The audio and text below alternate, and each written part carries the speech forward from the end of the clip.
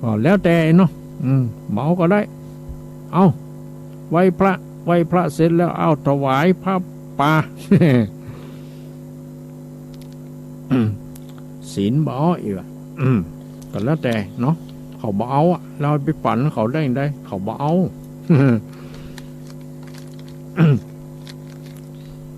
อันนี้ก็ว่ากันไปตามความเข้าใจของไผมันหูลบเป็นปีกหูหลีกเป็นหางเรื่องของสงกรานต์ปีใหม่นี่นะเปิ้นก็บอกว่า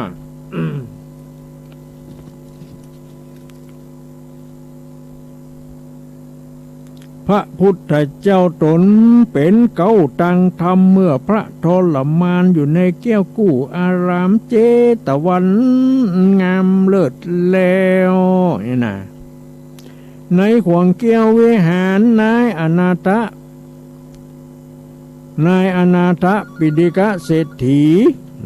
ถวายทานเมื่อก่อนคงเขตห้องสาวัตถีนี่เนาะ ไปฟังโทรมันเถอะกะ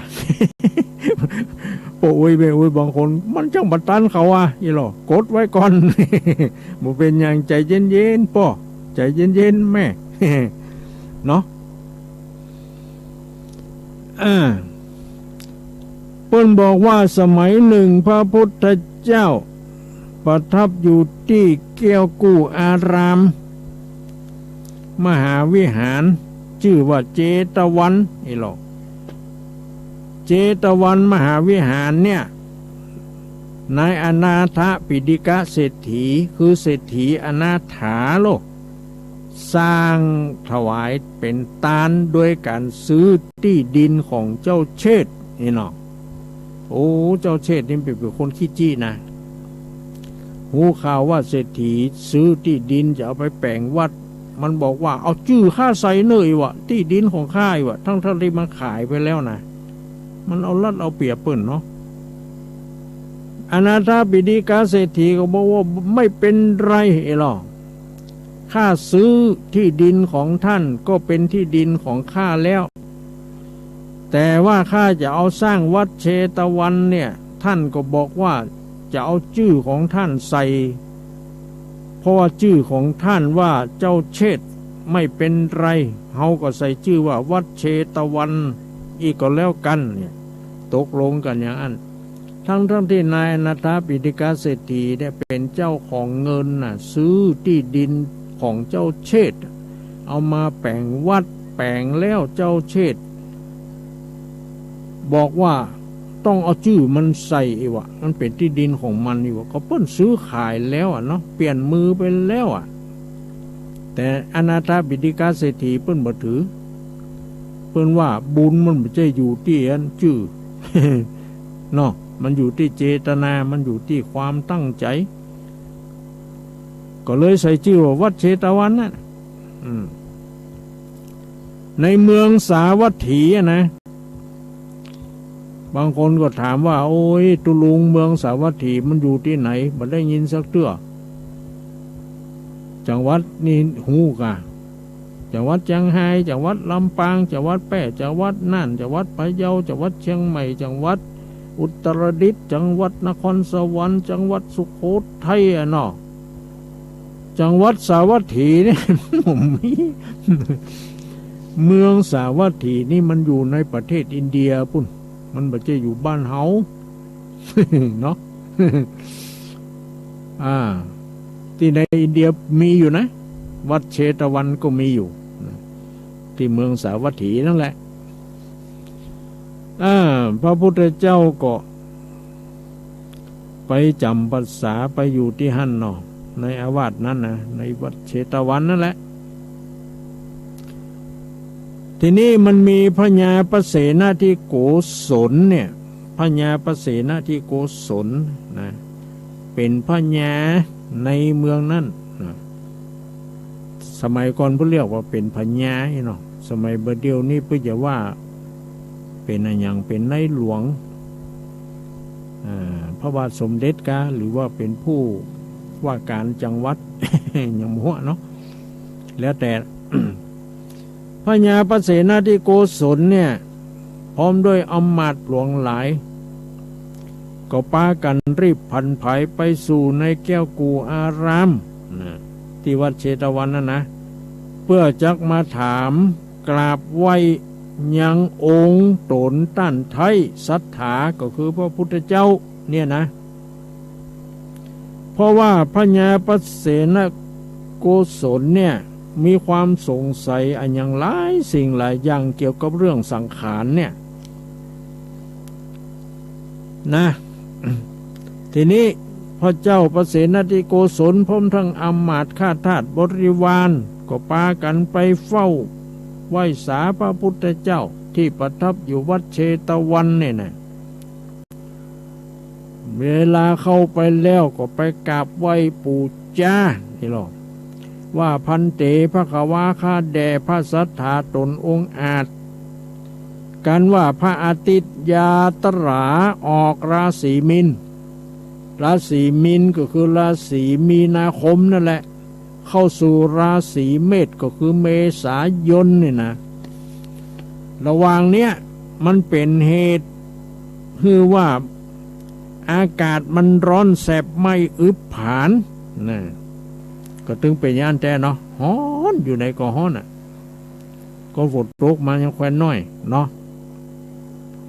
ทีนี้พญาประเสนโกศลนั่นก็มีความสงสัยหลายอย่างในเมื่อพระอาทิตย์ออกจากราศีมีนาคมไปสู่ราศีเมษายนเนี่ยล่างปีสีแนหารผู้ใหญ่ก็กดโกงไพร่ประชาหรอล่างปีแม่หญิงก็ตายเกิดลูกนี่ในสมัยก่อนพี่อันหรอทุกท่านถูกถนัดใจขอพระจงไขบอกแก้ฮือหูแจงเตทราที่นั่นพระสัทธาพระพุทธเจ้าตนพันแผ้วหูแจ้งแล้วคำถามของพญาประเสนาธิโกศลพระองค์ก็จึงไขมุกกตวานมุกขะก็คืออ้าปากนั่นแหละ ไขปากเนาะเตดด้วยเหตุที่ว่าสังขารนะเปิ้นก็บอกเป็นอย่างล่อกันว่าสังขารไปวันอาทิตย์นี่นะกันว่าสังขารไปวันจันทร์กันว่าสังขารไปวันอังคารวันพุธพฤหัสศุกร์เสาร์อย่างเนี้ยเปิ้นก็จะมีไว้เป็นอย่างเนี่ยอย่างที่เขาได้ฟังที่ว่าสังขารไปวันอังคารเนี่ยเนาะท่านก็ได้ฟังไปแล้วนี่เป็นอย่างอันนะทีนี้พระเจ้าประเสนาธิโกศลเมื่อหูเรื่องอย่างอี้แล้วก็ถามว่าเขาจะได้จะให้ประชาชนคนทั้งหลายอยู่ดีมีสุขเนี่ยบ่ให้มันเดือดร้อนห้อนใจบ้านเมืองอย่างต่างๆอย่างมาเดียวเนี่ยโรคโควิดมันเกิดขึ้นใครจะไปที่ไหนก็บ่ได้พระองค์จะได้ โอ้ก่อนพระพุทธเจ้ายังจนพระชีพอยู่นี่เปิ้นจะแนะนำให้ได้เนาะไม่เป็นไรโควิดหรือทำอย่างนั้นเนาะ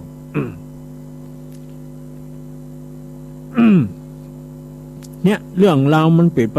คนใดไปวัดวันนี้ไปฟังธรรมอานิสงส์ปีใหม่ก็คงจะหู้ดีเขาก็ไม่ต้องมามาว่ากันนะ ข้าวพอหูพอสังเขปเท่านี้ก็พอแล้วเนาะทีนี้เขาก็มาว่ากันถึงเรื่องคำกลอนนี่ที่เขาเอาขึ้นต้นตะกี้ว่าจะได้ปล่ำปเหลียเนี่ย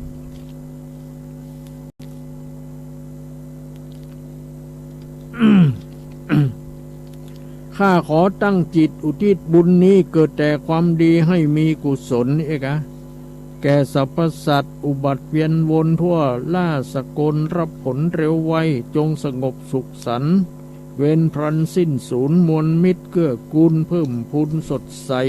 ทั่วทุก ถิ่นฐานพ้นผ่านผองภัยอิ่มเอมเปรมใจห่างไกลศัตรูเนาะ จงสงบสุขสันต์เลิกผลาญชีวิตนี่นะเว้นทำความผิดเลิกคิดข่มขู่อภัยแก่กันชีวันชื่นชูนะเนี่ยถึงเดือนถึงปีใหม่แล้วเนี่ยเอามีความขุ่นข้องมองใจอย่างกันก็ดีเนาะทะเลาะวิวาทพิษเถียงกันปากห่อกันมาเมินมานานหลายปีหลายเดือนหลายปีแล้วพอมาถึงวันนี้เนี่ยสงกรานต์นี่เขาก็อภัยให้แก่กันเหียเนาะจะไปถือโทษกดกันไปมันจะได้ตอบ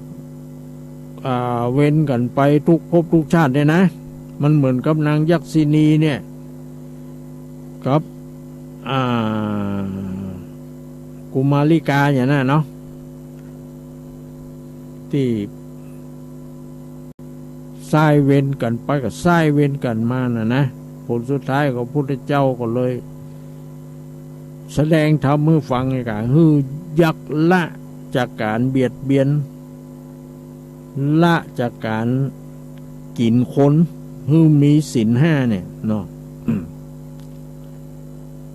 นี่แหละนะจงสบสุขสมเรือนกายก็ให้ไร้โรควิโยกใจผ่านเกษมเปรมปรีชีวีชื่นบานโชดช่วงดวงมารพบผ่านโชคดีเนาะจงสบสุขใสกายใจผุดผ่องทุกภัยอย่าต้องเรืองรองราศีจงรักษาตนให้พ้นราคีด้วยสัจจะนี้จงมีสุขเทินอันนี้เป็นคำปอนเพราะฉะนั้นก็เดือนจีปีใหม่เนี่ยเปิ้นก็ให้อภัยซึ่งกันและกันนะและโดยเฉพาะอย่างยิ่งลูกหลานเหลนต้องไปดำหัวขอศีลขอปอนกับพ่ออุ้ยแม่อุ้ยพี่ป้านะครูบาอาจารย์พระสงฆ์องค์ข้าเจ้าเนี่ยเปิ้นฮือถือขันเข้าตอกดอกไม้น้ำส้มปล่อยเหียไปสู่เหมาะสู่มาที่ได้ปักล่ำกำเหลืออีแม่ได้เล่าขวัญทุเจ้าวันนั้น วันนี้อีแม่ก็มีน้ำส้มปล่อยเนาะ มาขอสู่มา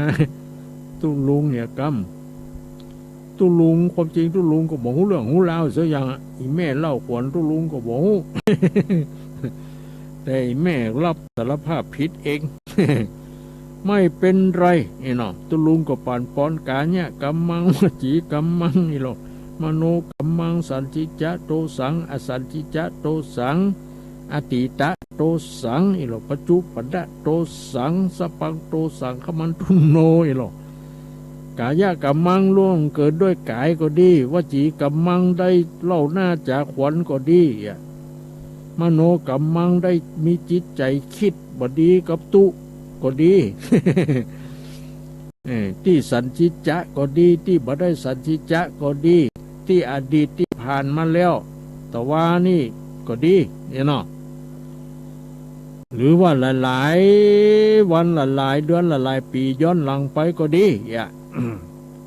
อันนี้อติตะโตสังเนาะอดีตที่ผ่านมาเนาะปัจจุบันหน้าโตสังบัดเดียวนี่ก็ดีหรอกก็ขอมันลบลายหายสูญนี่นะขอสุมอกสูมาขอละลดปดโตดหรอละลดปดโตดคือแกอีแม่กำทุเจ้าก็ว่าบ่เป็นหยังดีละอาจจะในวันนี้ก็เป็นวันดีก็เป็นวันดีกะเป็นวันทิฏฐิอันวิเศษเหตุว่าอีแม่ แม่อุ้ยป่ออุ้ยเอาน้ำสปินก็น้ำเขามินส้มปล่อยเลยเนาะดอกไม้ทูบเทียนนี่มาขอขมาลาโตดกับตนตัวแห่งอัตมา หลอนว่าอีพ่ออีแม่ได้ประมาทตะอีหรอกเราน่าจะขวนได้ปากล่ำกำเหลือได้คิดอาฆาตมาดร้ายต่อตุก็ดีเนาะ ก็ขอมันลบลายหายสูญไปเหียนับตั้งแต่วันนี้ยามนี้ไปแม้นว่าอีพ่ออีแม่จะอยู่ก็ขอให้มีใจอีพ่ออีแม่จะไปขอมีโชคลาภเนี่ยนะพาแป้ข้าศึกศัตรูหมู่ปัจจามิตรคิดสิ่งใดก็ดีในทางที่ถูกนี่นะบนบ่ใจว่าในทางที่ผิดนะเพิ่นบอกว่าจะคิดมุ่งมา่ปรารถนาอันยังก็ดีในทางที่ถูกที่ชอบเนี่ยประกอบด้วยธรรมแถมกำนะก็ขอให้พลันสำเร็จอีหรอเพิ่นว่าอย่างเนี้ยเพิ่นใจว่าอย่างอื่นน่ะ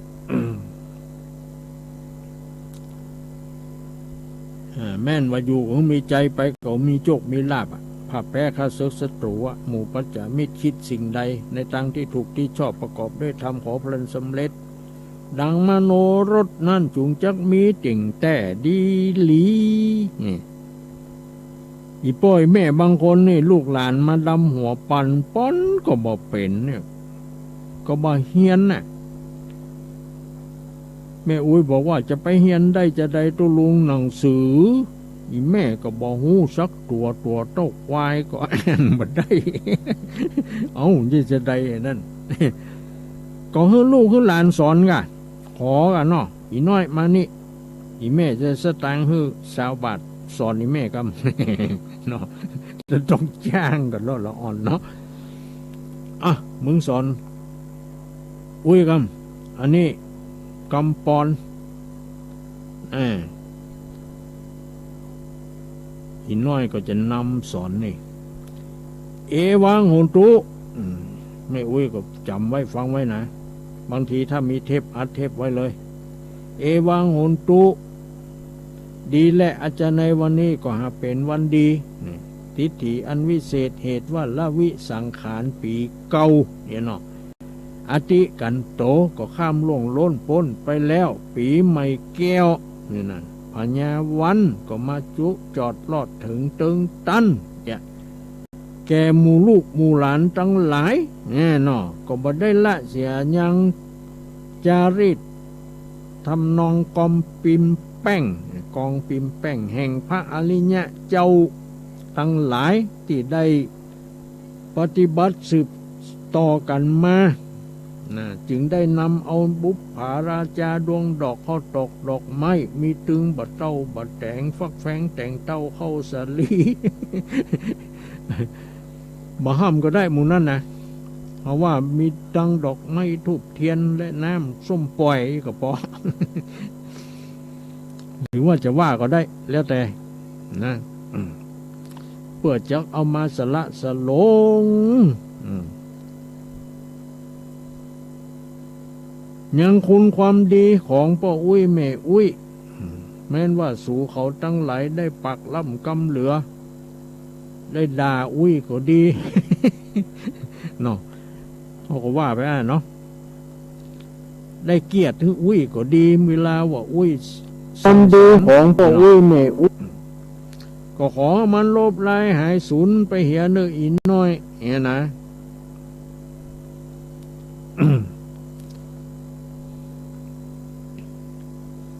แล้วก็สุดท้ายก็จะไปลืมหลอนว่าอีแม่หรือแม่อุ้ยได้ปักล่ำกำเหลือต่อสู่เขาไปได้ด่าได้ว่าได้กล่าว อย่างใดก็ดีเป็นที่เกียรติของสู่เขาทั้งหลายเนี่ยเนาะก็ขอให้สู่เขาทั้งหลายที่เป็นลูกหลานนะจงละลดปลดโทษให้แก่แม่อุ้ยตัวนี่เนาะต้องว่าอย่างนั้นนะอันนี้บางทีก็ให้หลานได้ลดโทษอภัยเขาก็อภัยให้เขาอะแต่ว่าที่เขาด่าเขาอย่างเขาไปนั่นหรอ เขาก็ต้องขออภัยกับลูกกับหลานให้มากกันเนาะ ถ้าไผ่บ่ได้กำปอนอะอย่างเหลือแหงว่ากำโวหารไปเลยว่าอย่างไรก็ได้โอ โอ้วันนี้ก็เป็นวันติดจันทร์การพูดพัดสุกร์เสาร์อย่างก็ว่าไปเนาะวันนี้ก็ไม่มีอีน้อยชื่อนั่นมาอ้ายชื่อนี้ได้ปากันเอาข้าวตอกดอกไม้เอาน้ำส้มปล่อยอีกเนาะมาขอสู่มากาละวะยังตนตัวแห่งปะอุ้ยแม่อุ้ยที่สู่เขาได้ปักล่ำกำเหลือได้เกียรติแม่อุ้ยก็ดีได้ด่าแม่อุ้ย ที่แม่อุ้ยบ่ได้ยินก็ดีเนาะ ได้ตืบตินใส่แม่อุ้ยปะอุ้ยก็ดี ว่าไปตามที่เขาเข้าใจนั่นนะปะอุ้ยแม่อุ้ยก็บ่ถือสาหาโทษเองอะเมื่อสู่เขามาสู่มาแม่อุ้ยปะอุ้ยก็จะละงดอดโทษให้แก่สู่เขาเมื่อมันเป็นกรรมเป็นเว้นไปดังหน้าขอสู่ทั้งหลายอยู่ดีมีสุขเนออายุวันโนสุขังปลังให้จบอะกะบางทีปะอุ้ยแม่อุ้ยก็ว่าบ่จ้างแหมเหมาะเนี่ยว่าเป็นกโมหันก็บ่จ้างตอนน่ะ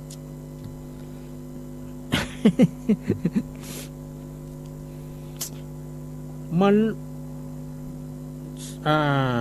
สมัยบัดเดียวนี้ต้องเฮียนไว้นะ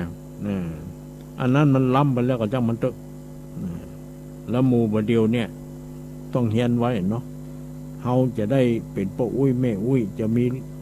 เฮามีลูกแล้วเฮาจะมีหลานบางทีจะมีเหลนด้วยนะแน่นอนเดือนจีปีใหม่เขาต้องมาหาเฮามาสู่มา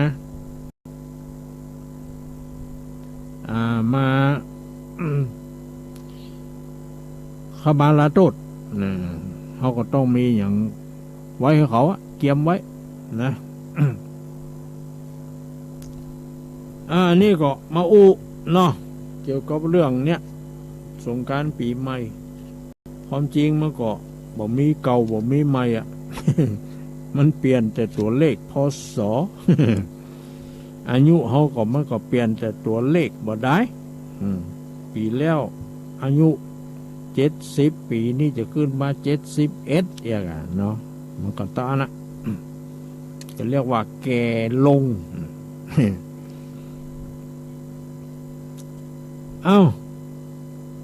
คิดก่อนทำเนี่ยจะเนี่ยอันยังจะทำอันยังอย่างไรก็จ้างต้องคิดเสียก่อนนะกิจที่เราทำคำที่เราพูดเรื่องที่เราคิดแม้จะไม่ผลิตดอกออกผลในปัจจุบันทันตาเห็นแต่ก็ย่อมติดตามผลในภายหลังพระพุทธเจ้าจึงตรัสเตือนพระพุทธเจ้าจึงตรัสเตือนสติพวกเราไว้ว่านะตังกัมมังกตังสาธุยังกัตตวานานุตัปปติแปลว่าทำกรรมใดแล้วร้อนใจภายหลังกรรมที่ทำแล้วนั้นไม่ดีบางครั้งเฮาบ่มีเวลาไต่ตรองไข้ครวนสอบสวนเพื่อให้รู้ว่าสิ่งนี้ผิดสิ่งนี้ถูกนี่เนาะมันเวยมันกระทันหันสิ่งนี้ควรหรือไม่ควรเฮาบัดได้ลืมนึกกึดคิดไปเนี่ยเฮาก็รีบตัดสินใจทำอย่างใดอย่างหนึ่งหรืออย่างใดอย่างหนึ่งลงไปเนี่ยในขณะที่ทำในขณะที่พูดกรรมนั้นยังไม่ทันให้ผลกรรมนั้นยังบ่ทันให้ผลเฮาก็ยังบ่ฮู้ว่ามันจะผิดหรือถูกต่อมาภายหลังเอามาฮู้ว่าที่เฮาทำกรรมนั้นไปนั่นมันบ่ดีมันร้อนใจต้องได้รับความทุกข์ความเดือดร้อนจึงได้รู้ว่ากรรมนั้นไม่ดีต่อไปเฮาจะบ่ทำนะเพราะฉะนั้น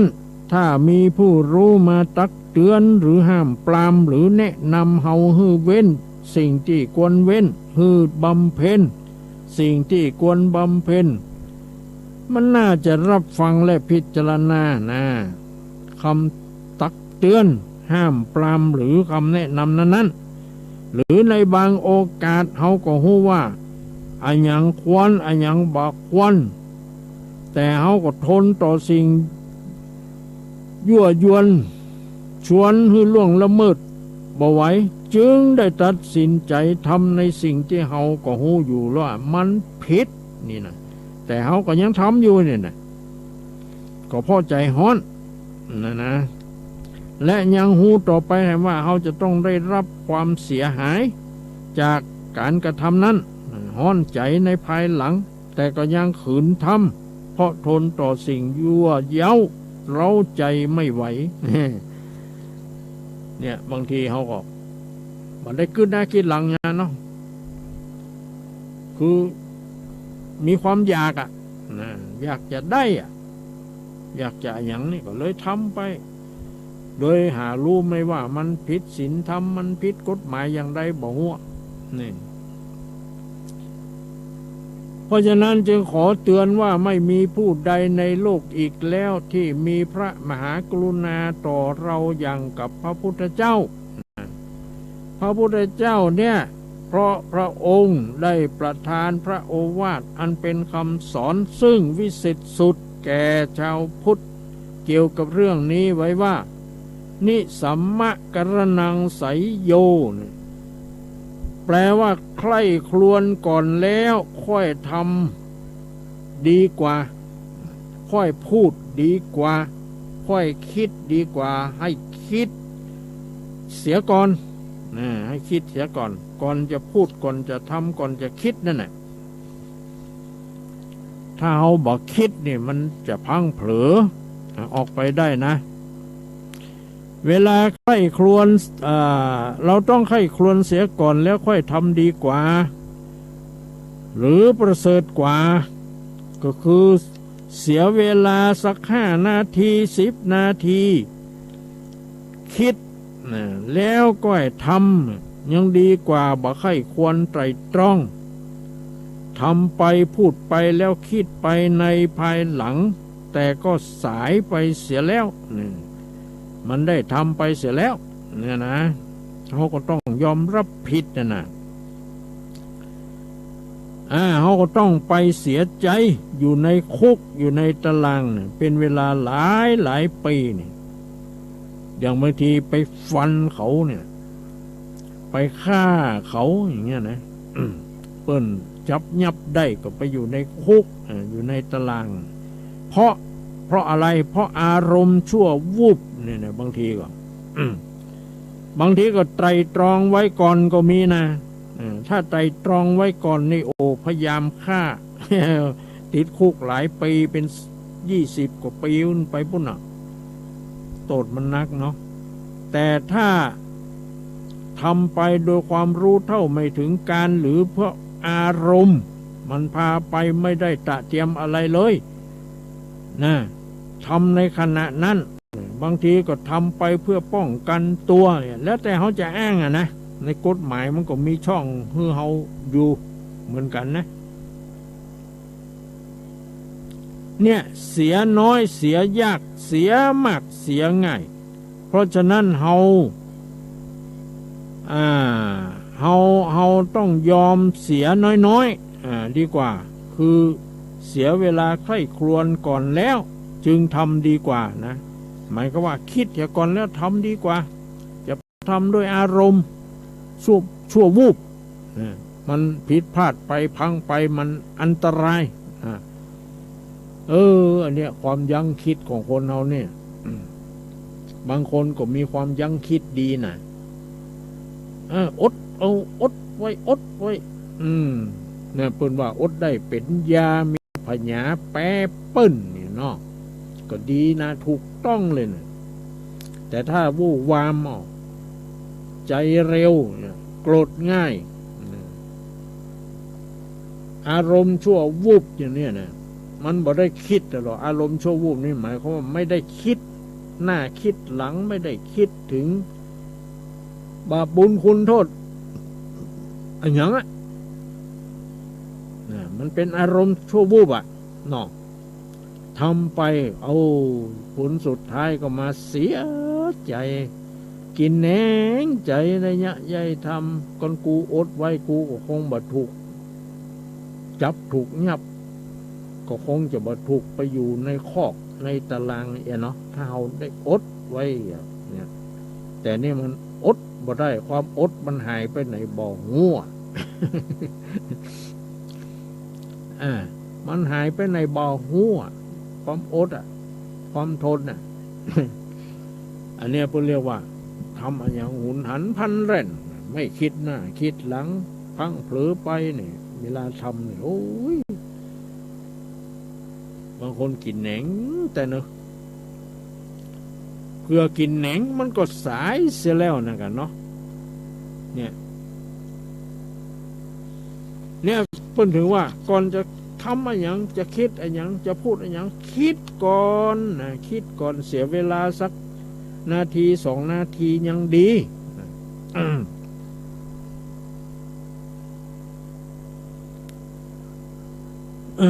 อันนี้ก็เป็นคติคำกรสอนใจหมู่เฮาตั้งหลายไว้เป็นความรู้อย่างหนึ่งเนาะจะได้เฮียก็คือคิดหน้าคิดหลังแต่เนี่ยจะทำจะด่าไปก็ดี โอ้ยมันบัดตันได้คิดหรอกตัวลุงมันขึ้นมาอดด่าเอาไปบ่ได้บอกแล้วก็ที่ด่านั่นก็นึกบ่ได้บ่เดียวเนี่ยลืมไปเห็นหมดอีกว่ะ เพราะความโกรธความเกลียดใจฮ้อนนี่เนาะมันเป็นอย่างนั้นใจเย็น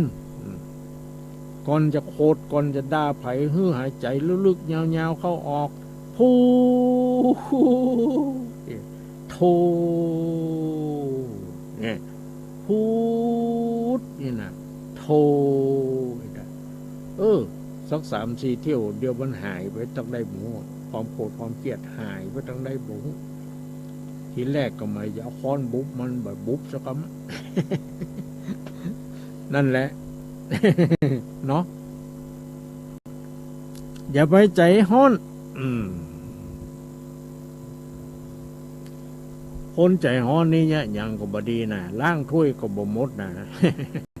มันก็เสร็จไว ใจฮ้อนล้างบลกุกักติดท่านอยู่ก็มีเป็นไขอยู่เบื่อนี่แม่เดือดเลยน้อยมึงล้างถ้วยยังบ่หมดพอเนี่ยเนาะก็อีน้อยมันใจฮ้อนมันฟังไปหาแฟนมันกำลังเอารถมารับอยู่ มันก็เลยล้างบลกกกักเนี่ยนะ เนี่ยคนใจฮ้อน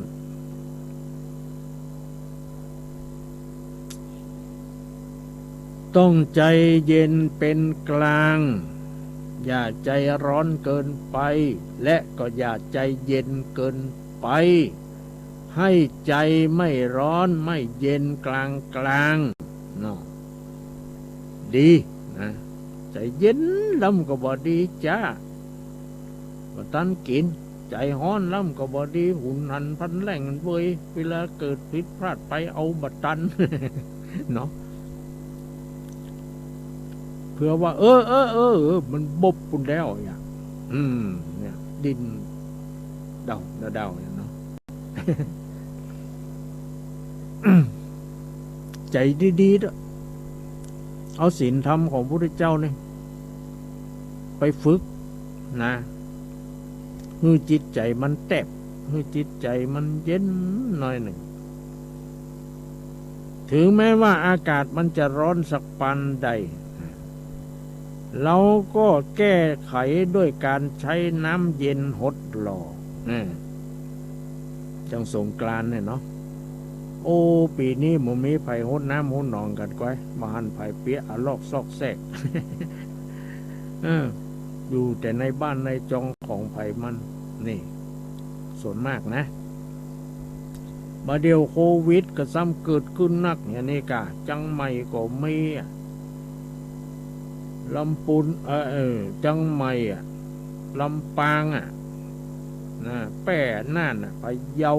มีหมดจังไห้โนโอ้ซ้ำโรคโควิดอันที่มาใหม่นี่ซ้ำบัดแสดงอาการเนี่ย เหมาะบางทีก็ไปตรวจเลือดตรวจอย่างพวกถึงจะงัวถ้าเลือดมันเป็นลบเนี่ยแล้วมันมีไข้อยู่เนี่ยแต่ว่าเขาให้สังเกตว่าหนึ่งถ้าตามันแดงนี่นะตาแดงนี่บ่แน่นะบางทีโดนน้ำสาดน้ำหดแสบตาแดง เนาะบางทีก็แมงอะหยังเข้าตาเอามือไปสีตามันก็แดงได้แต่ว่าอยู่บ่ได้เนี่ยตามันแดงและมันมีผื่นคันขึ้นตามตัว แล้วก็เจ็บคอไอบ่อยๆไอแห้งไออย่างเห็นนั่นอันนั้นคือสงสัยไว้เลยแล้วก็วัดไข้ก็มีนะอันนี้โควิดแล้วนะ ต้องไปตรวจต้องไปอย่างนะ เปิ้นมือแอวพับแอวบ้าเขาก็ไปอยู่อย่างเนาะอันนั้นมันเป็นพับเป็นบาที่ไปชุมชนคนนักคนหลายบ่ไผเป็นไผบ่เป็นเนาะเขาติดมาเขาก็บ่ฮู้บางทีเขาไปแต่มันนี้พอพี่พอพ่อยเขายังเป็นยังเนี่ยก็มันบ่มีไผ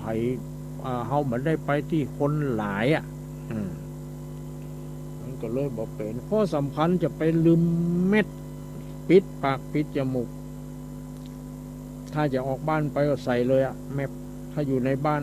เขาบ่ใส่ก็ได้มีก็ครอบครัวเขาหมู่เขาลูกหลานเขามันเป็นมันไปไหน เนาะก็มันแน่นะบางทีลูกหลานเขาไปเอาไก่ไปยิงได้บูไปติดมานะกะเนาะ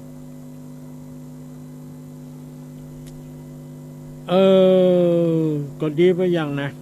โลกนี้ขึ้นมาเนี่ยอุบัติเหตุทางถนนก็คงลดลงเพราะคนมันไม่เที่ยวไม่เอวนะคนมันบอกไปเที่ยวบอกไปเอวมันอยู่แต่บ้านแต่จ้องเนี่ยเนาะอุบัติเหตุบนท้องถนนก็ไม่ค่อยจะเกิดขึ้นเนาะเพราะมันบ่มีคนพลุกพล่านเนี่ยก็ดียังเนาะก็ดียังก็ดีเป็นส่วนมากคนมันจะได้อยู่บ้านอยู่จองบ่ได้ไปเอวไปเที่ยวไปเล่นที่ไหนเนาะบางทีเขาไปพ่อไปแม่ก็เป็นห่วงลูกขี่รถเครื่องหัวไปจนไปเผลอเอาละญาติโยมทั้งหลายมาถึงช่วงสุดท้ายแล้วใครจะโทรมาเตรียมตั๋วเนาะรายการที่ตั้นรับฟังอยู่นี่เป็นรายการปฏิบัติธรรมวันพฤหัสบดีทางสถานีวิทยุดอยหมอกเรดิโอของคุณยมดารุณีได้ถวายเวลาให้แก่พระธรรมทูตพระนักเผยแผ่มาจัดรายการธรรมะสู่ประชาชนให้ญาติโยมทั้งหลายได้ยินได้ฟังเพื่อหายคลายเครียดและยังมีสถานีต่างๆที่อยู่ในเครือข่ายเดียวกันเมืองเป้าก็มีเมืองฝางก็มีเชียงใหม่ก็มีลำพูนก็มีดอยหล่อก็มีเชียงใหม่ก็มีหลายสถานีเนาะพะเยาก็มีลำปางก็มีนะเชียงไฮ้ก็มีหลายที่แป้นั่นแถมนะถ่ายทอดสัญญาณไปให้แก่ญาติโยมทั้งหลายได้ยินได้ฟังกันเนาะอันนี้ก็เป็นบุญเป็นกุศลของเจ้าของสถานีเนาะเพิ่นถวายเวลาที่เป็นประโยชน์ในการเผยแพร่พระพุทธศาสนาเอาค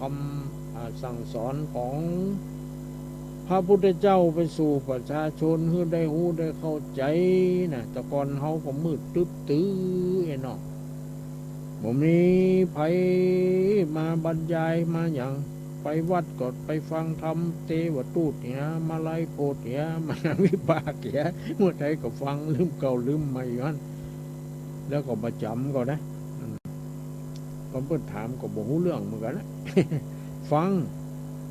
มีความจำแต่มาบรรยายอย่างนี้นี่โอ้ยพ่อแม่นี่หูมนี่ชอบนี่โทรกันมาโตประวัติประไว้เนาะรับบางคนก็โอ้ยโทรก็บ่ติดตะกี้มีพ่ออุ้ยแม่อุ้ยลองโทรมา2-3 สาย ว่ามันจะติดก็บ่ติดอย่างกันเนาะเอาเลยญาติโยมตอนนี้เปิดโอกาสเนาะคือญาติโยมโทรมาแจ้งรายการรับฟังว่าเป็นจะได้นะเสียงดังฟังชัดหรือนะเสียงกุกกุกกักคักฟังก็บ่รู้เรื่องจะเนี่ยนะอันนี้ก็รายงานมาได้เลยเนาะที่หมายเลข081นะใครจะจดก็จด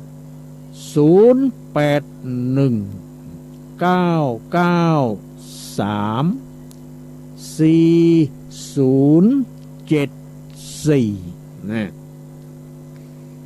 081-993-4074มันมี2 เบอร์ก็โลกแฮมเบอร์นึงก็0818108219อันนี้ก็จำง่ายอยู่นี่ก็มาถึงช่วงสุดท้ายละญาติโยมคนไหนจะโทรมาแจ้งผลการรับฟังเป็นจะได้ก็เชิญเจริญปอนเนอร์ญาติโยมสายแรกมาแล้วนี่เนาะสายแรกมาแล้วบอกมาจากที่ไหนเนอนี่นะเจริญปอน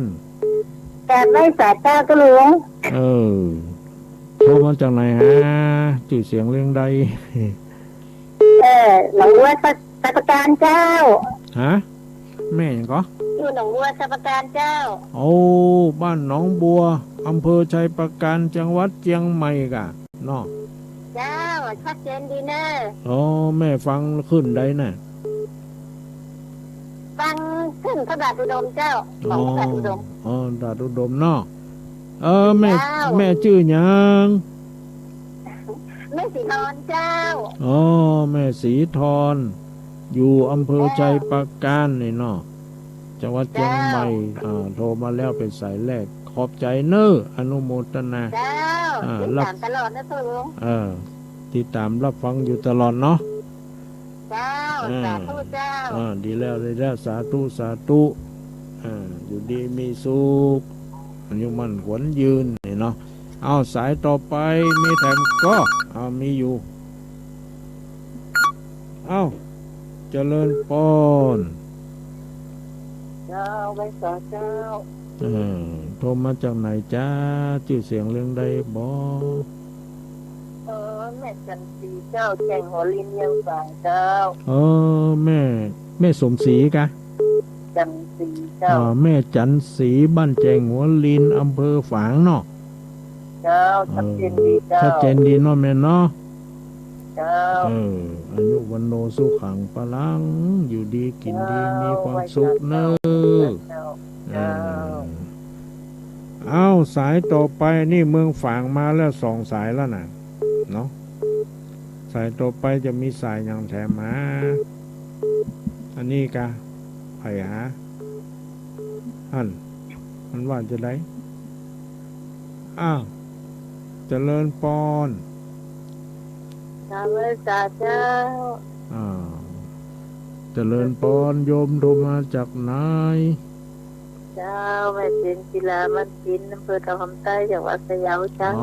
แม่จินจิลาบ้านปินอำเภอดอกคำใต้จังหวัดพะเยาเนาะเป็นแฟนประจำรับฟังรายการปฏิบัติธรรมนี่มาโดยตลอดโอ้ยขอบใจเนื้ออนุโมทนารับฟังชัดเจนดีเนาะแม่เนาะบอกคัดฟ้องอย่างเนาะคัดฟ้องจ้าจังฟังตามก็เข้าใจดีเลยเข้าใจดีเนาะบ่เครียดเนาะแม่เนาะบ่เครียดเลยคติสนใจหลายอย่างเนาะ เดียเนาะน้องแม่เนาะ เจ้า อืม เจ้าไว้สาเลย อ่า เจ้า อยู่ดีมีสุขเนอะอืม เจ้า นี่มาจากพ่อเยาอำเภอดอกคำใต้เนาะเอาสายต่อไป สายต่อไปมีก็มีกระบอกผมนี้อ้าวมาละอ้าวเจริญปอนฮัลโหล ฮัลโหลว่า เจริญปอนอ้าวโทรมาจากไหน โทรมาจากบ้านไหนครับ อ๋อบันไรนี่จังหวัดลำพูนกะ จังหวัดลำปางครับ โอ้ ประวันได้ครับ บันไรจังหวัดลำปางไงเนาะ ก็ประวันครับ ป้อหวันเนาะอำเภอหยัง เฮ้ยมีปาน อำเภอเมืองปานเนาะบ้านไร่อำเภอเมืองปานป้อหวันนี่กะป้อหวันนี่กะ ก็ประวันน่ะ อ๋อป้อหวันเนาะ ครับประวัน รับฟังชัดเจนดีก็ป้อ นี่ก็หาดีก็รู้ด้วย ฮะ ก็หาดีสอนดีเลย อ๋อเข้าใจดีเนาะ ก็ใจดีเหรอ สอนนี่เข้าใจดีเนาะถ้ามันมีที่ตายหมายจ้าอย่างก็ติมาได้เนอะมันเป็นอย่างนะ ก็ ติเพื่อก่อยอเพื่อทำลาย เนาะดีแล้วป่อนะขอบใจนุโมทนาเนอที่ป่อได้ติดตามรายการรับฟังรายการปฏิบัติธรรมวันพัดเนาะ ครับ จากตุลุงวัดห้างตำเนาะตำบลปางงิ้วอำเภอเวียงปะเป้าจังหวัดเชียงรายไปนะอายุวันโนเนาะปอเนาะสุขังพลังเธออยู่ดีกินดีมีความสุขกายสบายใจเนอะปอเนอะสาธุสาธุอนุโมทามิสายต่อไปเนาะ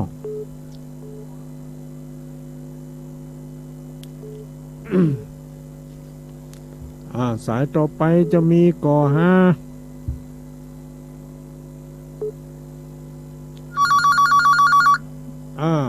มาแล้วหายไปไหนอะเจริญปอน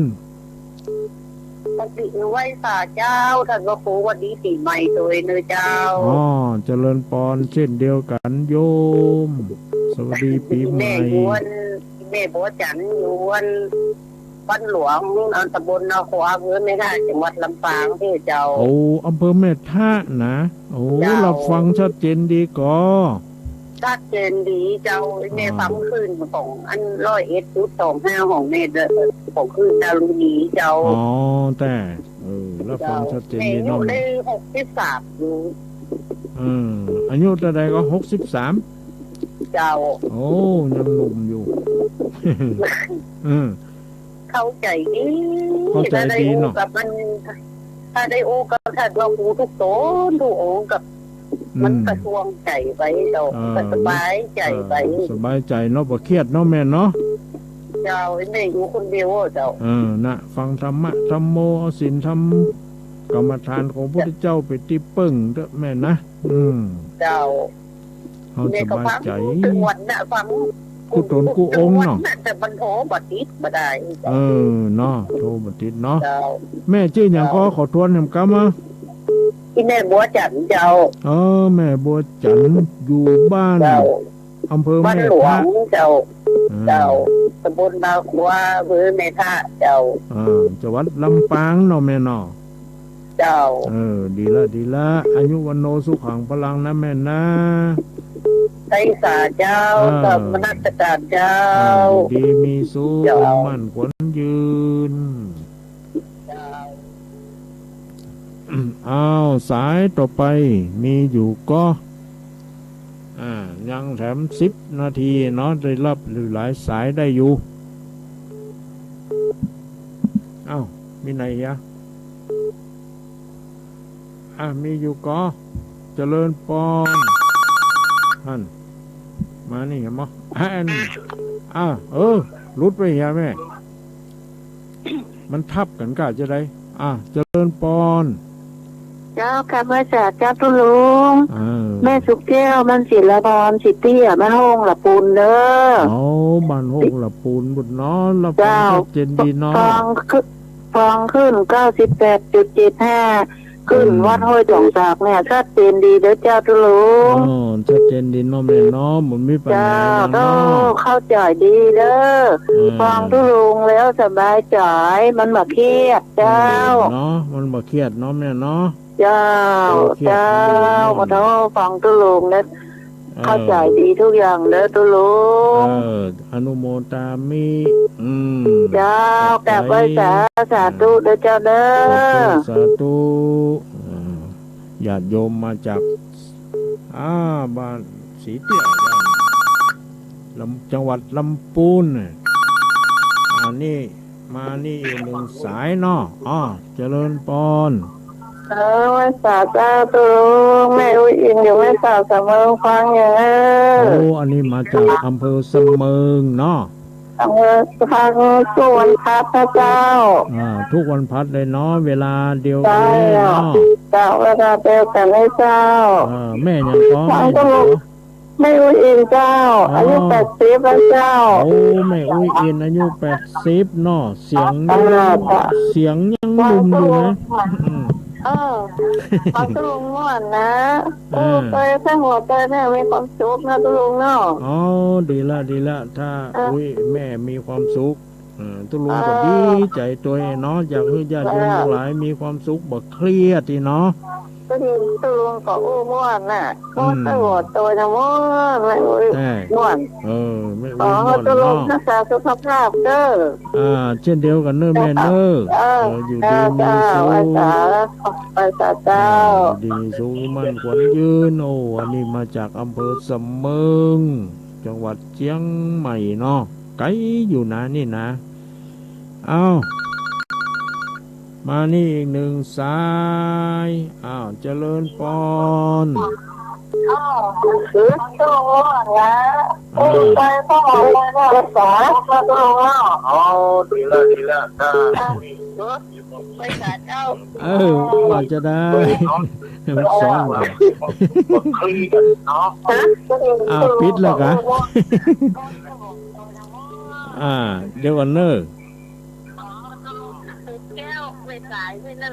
อันนี้แม่ยังก็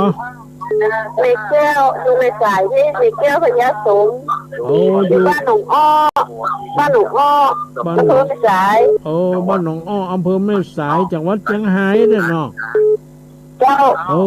เหนือสุดยอดเด่นสยามแม่ชื่ออย่างก็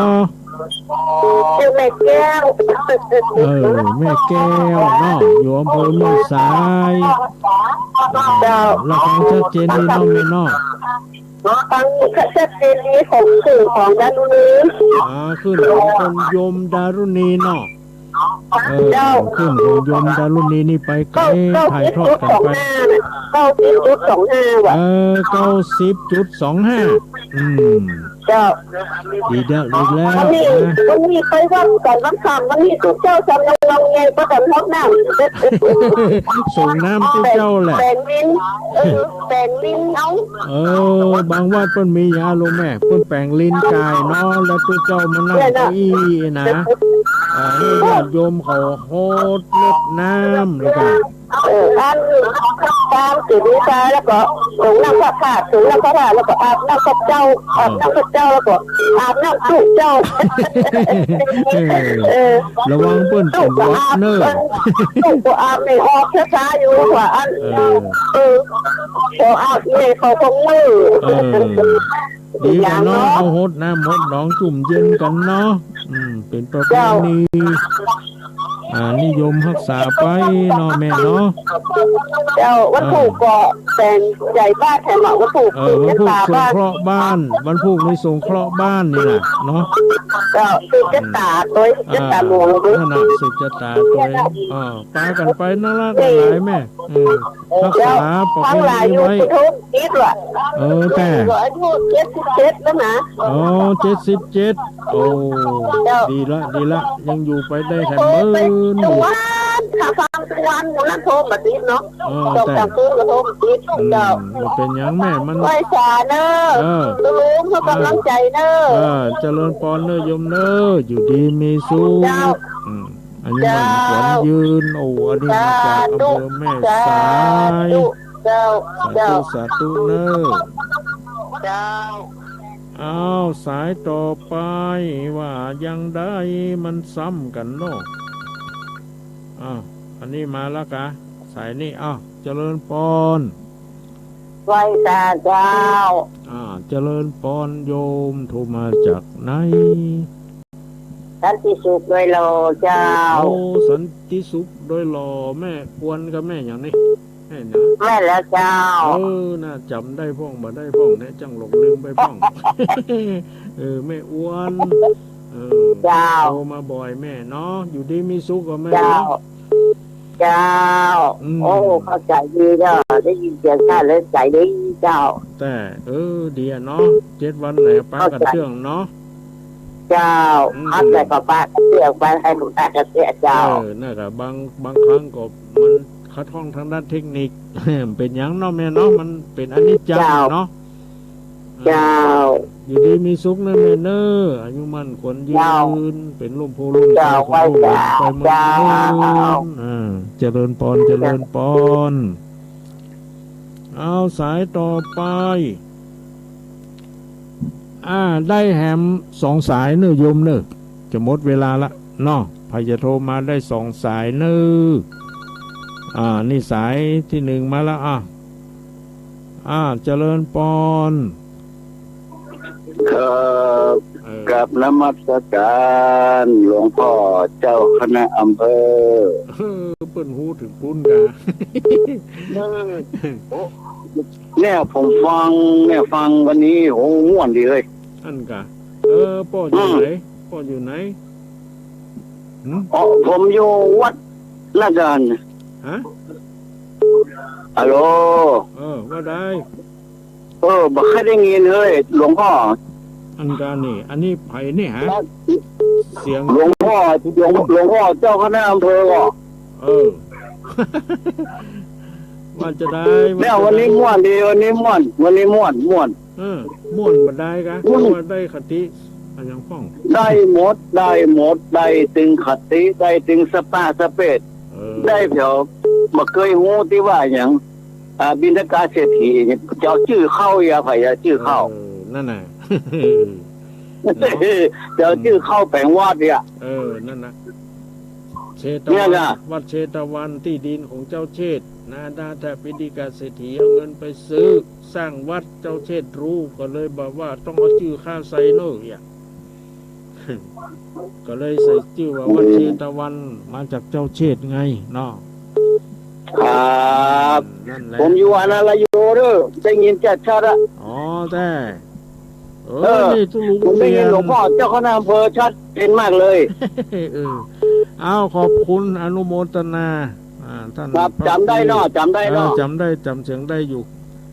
ครับผมพระครูฤทธิเดชเนาะนั่นแหละเนาะได้ยินโน้ได้วันนี้ม่วน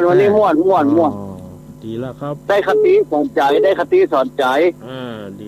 วครับช่วยกันเผยแพร่นะครับสาธุหลวงพ่อเจ้านายอำเภอเนื้อรักษาสุขภาพเลยครับสาธุอนุโมตามีได้อีกบ่ได้ละอย่าโยมหมดเวลาละเอากล้วยปลากันเนาะโยมเนาะปุ่นปีวันพัดหน้าเนอะวันพัดนี้หมดเวลาแล้วโยมเอ้ยน่าเสียดายเนาะจะได้ก็ดีนะญาติโยมที่จะโทรมาอย่าได้ก็ดีเขาก้อยอันโทรมาในพัฒนาเนอก็ขอขอบใจอนุโมทนาสถานีวิทยุโดยหมอกเรดิโอของคุณโยมดารุ่นนี้และก็สถานีวิทยุในเครือข่ายทุกสถานีจะเป็นเมืองเป้าเมืองฝาง